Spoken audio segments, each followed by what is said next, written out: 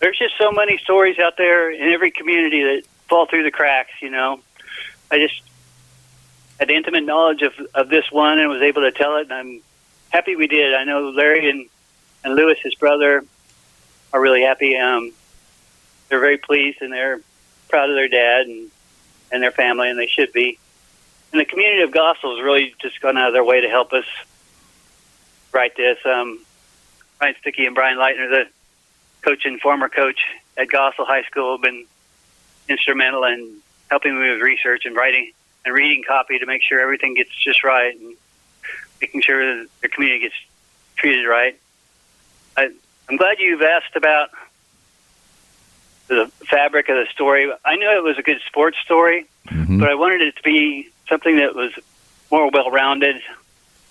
You talk about immigration and talk about the Mennonites and a little bit about the persecution of Mennonites during the World War I period in central Kansas, and something that just never gets written about. But there should be a bit of awareness of things that were going on. Plus, turkey red wheat has just changed the entire scope of the Midwest, and the United States is a provider for food all around the world. And then World War II, and you should go on and on. But yeah, it was just a real intentional effort to make it more than just a sports story.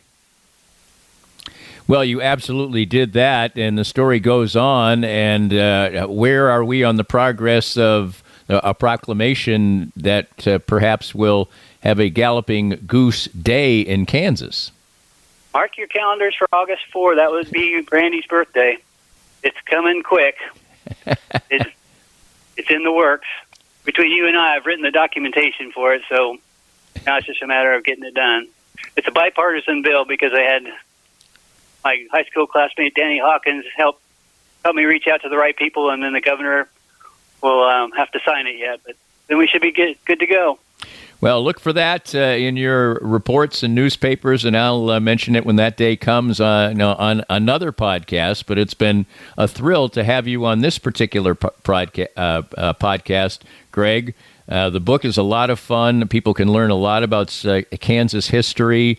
If people enjoy the histories of small towns in Kansas or anywhere across the United States and American stories and the Great Generation, it's really cool, and it's wrapped up in kind of one thing: athletics, the mile, everything else.